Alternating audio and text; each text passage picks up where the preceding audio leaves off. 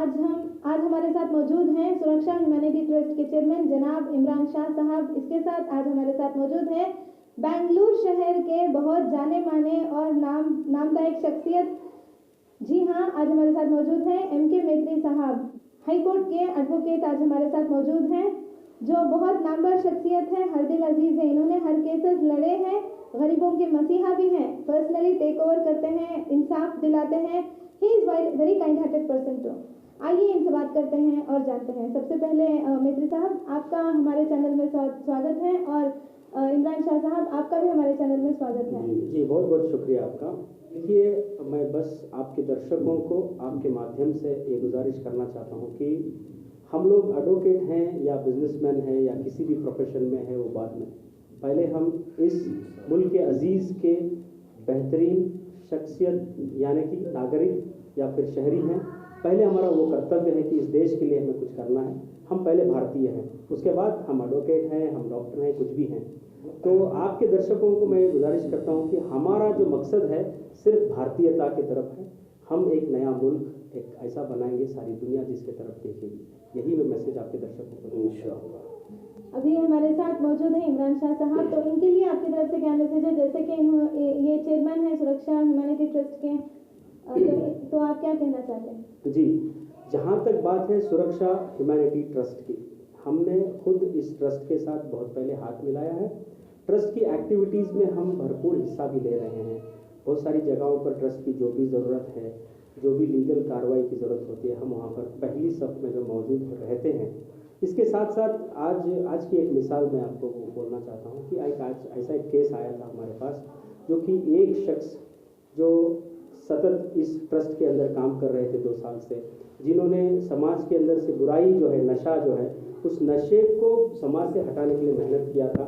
वैसे एक शख्स को आज एक बहुत ही फ़ायदा पहुंचाने वाला काम ये ट्रस्ट से हुआ है। हम उसके डिटेल में गुफ्तगू करेंगे। जहाँ तक मुझे पता है कि एक बहुत बड़ा साजिश है, इंटरनेशनल साजिश है ये। हमारे मुल्क में इसको यंगिस्तान कहा जाता है, अभी हिंदुस्तान को यंगिस्तान कहा जाता है। कारण यही है कि हमारे देश में यूथ बहुत ज़्यादा है। जिस देश में यूथ ज़्यादा होते हैं कि सारी दुनिया के अंदर एक ऑटोमेटिक मैसेज चला जाता है कि ये देश अभी जो तरक्की करने वाला है। सारी दुनिया को पता चल गया कि अब भारत जो है तरक्की करने वाला मुल्क है, ये नहीं रुकेगा। इसको रोकने के लिए इसका एक ही एक इलाज हमारे दुश्मनों ने बनाया है। हम भी जवाब देना चाहते हैं सारे उस भारत के दुश्मनों को कि हम भारत माँ के बेटे जो हैं आपको कभी कामयाब होने नहीं देंगे।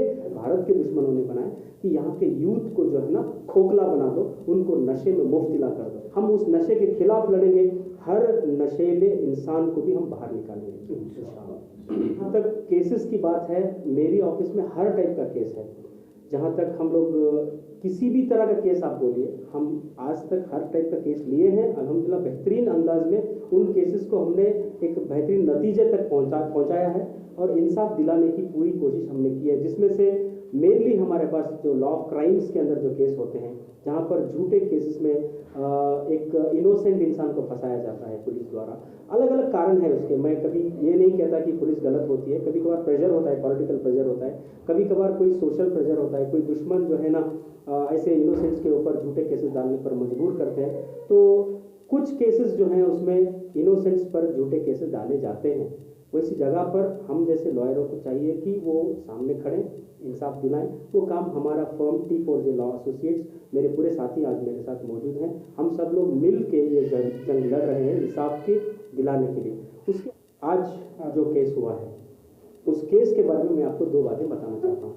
एक ऐसा केस हुआ जिसके अंदर कोई और एडवोकेट साहब जो है लड़ रहे थे। इल्ज़ाम था हमारे करीबी दोस्त इसी NGO के अंदर 2 साल से मेहनत कर रहे थे। वो गरीब बच्चों को नशे से मुक्त कराने के लिए, उनको रिहैब करने के लिए, काउंसलिंग करने के लिए, जहाँ जहाँ पर ये नशे का कारोबार हो रहा है, ऐसे कारोबारियों को पकड़कर पुलिस के हवाले करने के लिए जो काम कर रहे थे। वैसे इंसान का एक पुराना केस था, 2019 वाला एक केस था। उस केस के अंदर कुछ लॉयर्स की गलती की वजह से कन्विक्शन हो गया उनका। 5 तारीख कन्विक्शन हो गया था, सेंटेंस देना बाकी था, सज़ा की वक्त मुकर्रर करना बाकी था। तब NGO से मुझे कॉल आया कि ऐसे एक हमारे बेहतरीन शख्स जो 2 साल से मुसलसल एक समाज के लिए फ़ायदेमंद मुफीद इंसान होकर काम कर रहे हैं, ऐसे एक शख्स को एक ऐसा वक्त आया है जो कि बेगुनाह है, ऐसे एक बेकार के केस में उनको फंसाया गया है। जबकि उन्होंने कोई गुनाह नहीं किया बोल के मुझे जब बताया गया तो मैं फ़ौरन उस केस को मैंने टेकअप किया। मैंने हमारे सदर साहब जो इस NGO के हैं इमरान शाह साहब, उनसे भी मैंने इस केस में बातचीत की। तो मैंने जब उनसे मिला तो उन्होंने पूरा वाजे कर दिया कि वो इंसान बेगुनाह है। उनका 2 साल से बहुत बड़ा कंट्रीब्यूशन रहा है। जितने भी हमारे अलग अलग पॉकेट्स हैं बेंगलोर के जहाँ पर नशे के हमें कुछ सिम्टम्स नज़र आते हैं, सारे पॉकेट्स में आमिर खान ने काम किया है। सब जब पूरा मुझे कंफर्म हो गया कि ये बंदा बेगुनाह है, ना कि बेगुनाह है, समाज के लिए एक मुफीद इंसान है, देश के लिए फ़ायदेमंद इंसान है। जो शख्स जो नौजवान देश के लिए काम आता है उसके लिए मैं रेडी हूँ, कभी भी एनी टाइम जो भी उसकी ज़रूरत है मैं पूरा करने के लिए रेडी हूँ। ये मान के मैंने हमारे सदर साहब से मैंने वादा किया कि हम इसमें इंशाल्लाह कुछ नया वंडर क्रिएट करेंगे। तो हमारे जो भी एक्सपेक्टेशन हमारा था पुलिस से, जुडिशरी से, सेम एक्सपेक्टेशन पर आज पूरा सिस्टम खरा उतरा है। आज हमारा जो विश्वास था संविधान में वो और जो है मजबूत हो गया है कि हमें आज याद करना चाहिए डॉक्टर बाबा साहेब अम्बेडकर को, जिन्होंने एक ऐसा बेहतरीन कॉन्स्टिट्यूशन दिया जहां पर हम लोग अपनी सारी बातें जो है जज साहब के सामने रखे। हमने दिखाया कि पुरानी उनकी जो केसेस थे, यहाँ तक कि उन पर इल्ज़ाम था कि वो राउडी शीटर है वगैरह वगैरह, व्हाट एवर इट इज, 2019 से पहले वो क्या थे ना मैंने देखा है ना मेरे साथियों ने देखा है। 2021 के बाद जब उनका बेल होके बाहर आया तो उनको एक NDPS के झूठे केस में फंसाया गया।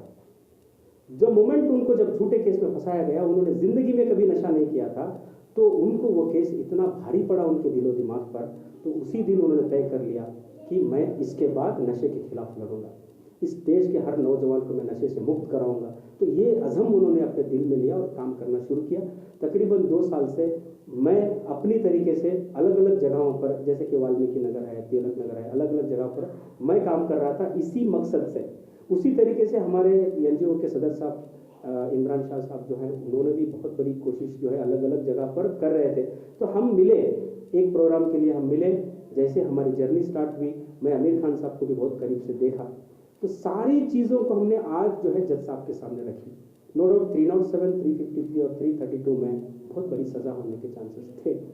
हमने सारी बातें रखने के बाद आज जज साहब ने बोला कि ये rarest of the rare case है। जब ये rarest of the rare case है तो हम इनको अलग नज़रिए से देखेंगे। क्यों हम यही नज़रिए से देखेंगे कि वो रौडी है तो जेल में रहना चाहिए, ऐसा नहीं देखेंगे हम। तो ये अल्फाज जज साहब के थे। मैं ज़्यादा रोशनी में कंटेंट्स ऑफ द केस के ऊपर नहीं डाल सकता, क्योंकि अभी मामला जो है सबजुडाइज है, अभी हाई कोर्ट में जाएगा। तो सज़ा कम हो गई, आज ऑर्डर आया, उनका बेल ऑर्डर भी हो गया, इंशाल्लाह वो कल बाहर भी आ जाएंगे। बस हमारी ये कोशिश रहेगी कि सिर्फ आमिर खान ही नहीं, आमिर खान जैसे जितने भी नौजवान पूरे रियासत कर्नाटक में हैं, सारे नौजवानों को हम ये गारंटी देना चाहते हैं कि अगर आप चाहते हैं कि आप समाज के लिए एक फ़ायदेमंद इंसान हो तो हमें आप कांटेक्ट कर सकते हैं, आपकी मदद हम करने के लिए रेडी हैं। दूसरा, अगर आपकी कोशिश नशे के खिलाफ है, हर तरीके के नशे से जो है नौजवानों को बाहर लाना है, एक बेहतरीन समाज को, एक बेहतरीन देश को बनाना है, तो तब भी हम आपके साथ हैं। हम मतलब मैं अकेला नहीं, मेरे साथ हमारे सदर साहब इमरान साहब भी हैं। हम बेशक आपके साथ खड़े हैं, कोशिश करेंगे एक बेहतरीन नया भारत, एक नया भारत हमारे बच्चों को देंगे, ये बात मैं आपको बता सकता हूँ।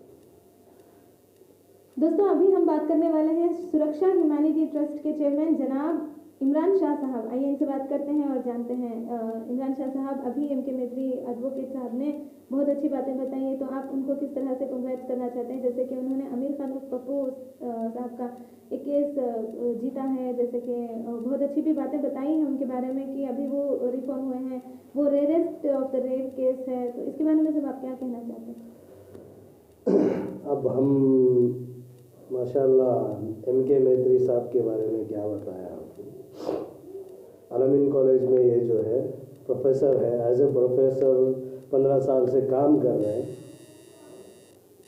और जो है लॉयरी भी कर रहे हैं, high court, section court, lower court, ये सब संभाल रहे हैं। इनकी एक टीम है। अब इनकी टीम जो है बहुत से ऐसे मुद्दों पे काम कर रही है जिस मुद्दों पे जो है आज के लॉयर्स को गौर करने की ज़रूरत है, क्योंकि जो मुद्दों पे हम काम कर रहे हैं ये मुद्दे जो है हमारे इंडिया को कंसर्न करते हैं, हमारे कर्नाटका को रिप्रेजेंट करते हैं। तो अब ये चीज़ को हम जो रिप्रेजेंट कर रहे हैं, ऐसे मुद्दों को अगर हम लाइट लेकर ऐसे ही खामोश बैठकर चलते रहेंगे तो शायद हमारा इंडिया किस मोड़ पे चला जाए ये पता नहीं, क्योंकि इंडिया की रफ्तार ऐसी है अब, अगर इसको सही दिशा पे हम ले जाएंगे तो शायद आने वाले कल में जो है हम लोग सुपर पावर रहेंगे इंशाअल्लाह। अब यहाँ पे बात आती है ड्रग्स की। अब ये जो ड्रग्स में बच्चे पड़े हुए हैं ये हमारा मुस्तकबिल है।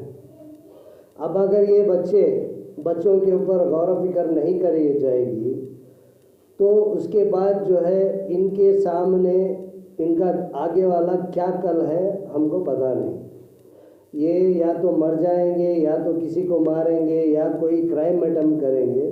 तो हमारी टीम जो सुरक्षा ह्यूमैनिटी के तरफ से हम जो एक टीम बनाए हैं, ये हमारी टीम का काम है कि ऐसे बच्चों को जो है एक चांस दिया जाए और इनको रिफॉर्म में लाया जाए।